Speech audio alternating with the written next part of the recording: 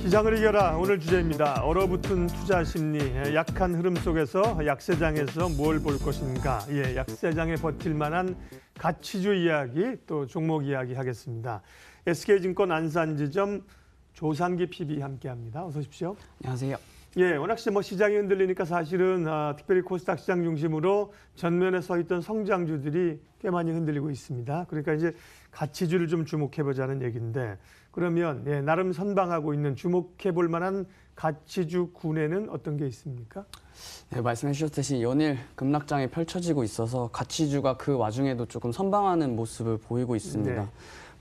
삼성전자나 SK 하이닉스를 필두로 하는 반도체 IT 관련 주식들, 그리고 삼성 바이오로직스나 셀트리온을 필두로 하는 이런 제약 바이오 기업들, 성장주들 대표적인 기업들인데요.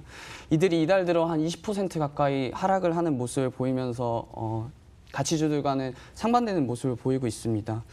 아무래도 금리 상승이라는 이슈, 그리고 기업 이익이 그만큼 증가세가 둔화되고 있다. 그리고 미중 무역 갈등이 지속적으로 악재로 작용을 하면서 시장에서는 성장주보다는 가치주가 그만큼 관심을 많이 받고 있는 것으로 파악을 하고 있고요. 외려 또 상승을 하는 모습을 보이는 가치주들도 볼 수 있습니다.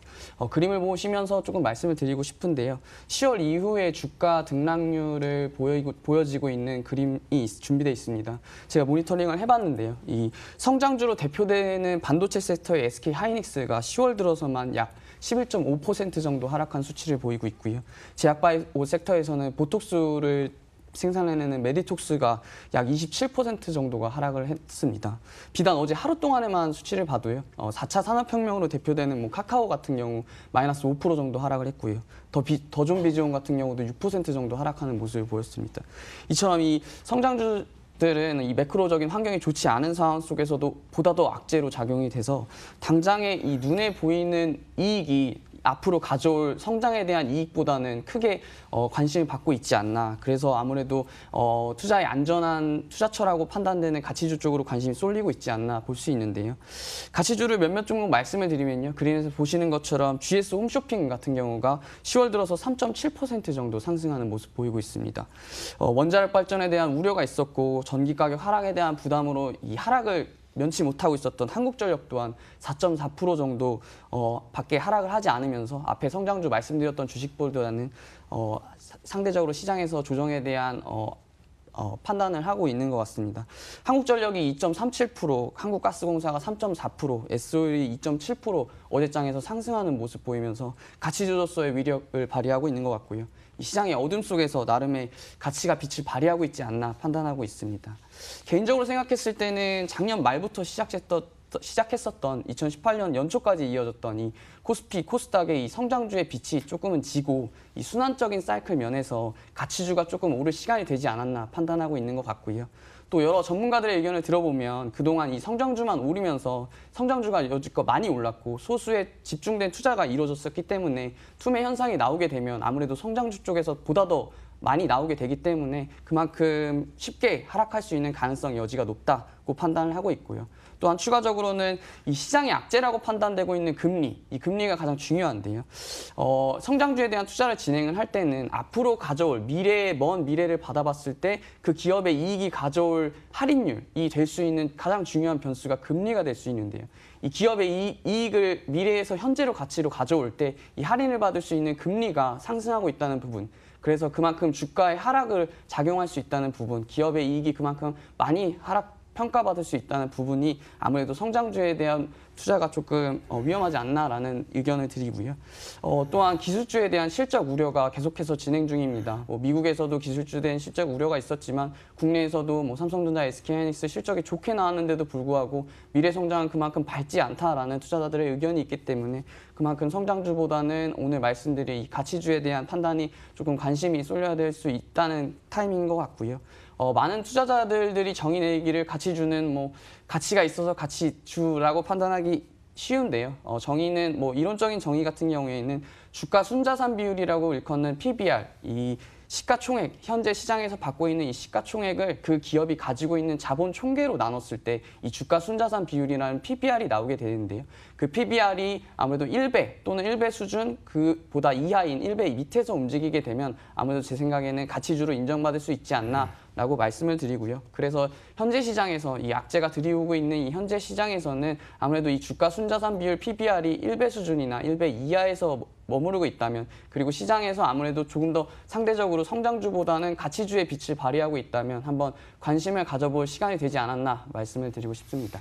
예, 어쨌든 뭐 시장 상황이 성장주보다는 가치주 쪽으로 단기적으로 흘러갑니다. 또 뭐 바뀔 수는 있지만요. 근데 가치주도 이제 가치주 가운데 약간 좀 최근에는 이제 좀 시장 방어적 성격, 이런 쪽의 종목들에 관심이 있습니다. 그러면 주목해 볼 만한 기업 좀 알려주세요. 네, 첫 번째로는 SK텔레콤 말씀드리려고 합니다. 대표적인 통신주인데요.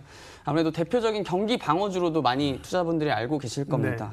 우선 3분기 영업이익부터 모니터링을 해보자면 컨센서스는 하회할 것으로 전문가들은 예상을 하고 있습니다. 3분기 매출 컨센서스가 매출로 봤을 때는 4조 2,500억 원, 그리고 영업이익 측면에서 봤을 때는 3,400억 원을 컨센서스로 잡고 있는데요. 아무래도 이보다는 하회할 것으로 예상을 하고 있습니다. 이유는 ADT 캡스를 얼마 전에 인수를 했는데요. 그 ADT 캡스에 대한 인수 비용, 이 비용적인 측면에서 들 것 같고요.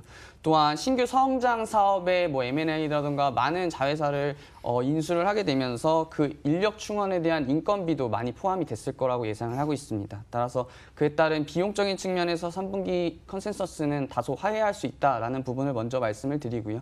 그와는 반면에 그런데도 불구하고 이 통신 사업은 가장 매력은 역시 안정입니다. 우리나라에서는 뭐 LG U+, KT, SK텔레콤까지 이 3, 4만이 운영할 수 있는 산업이라서 타 산업에 비해서는 그만큼 상대적으로 안정성이 높다라는 부분이 경기 방어주에서는 대표적인 이 기업으로 꼽고 있고요. 그만큼 그래서 오늘 앞서 누차 말씀드렸듯이 이 가치주의 빛을 발휘할 때 SK텔레콤이 조금은 방어할 수 있는 성격의 주식이지 않나라는 부분을 말씀을 드리고요.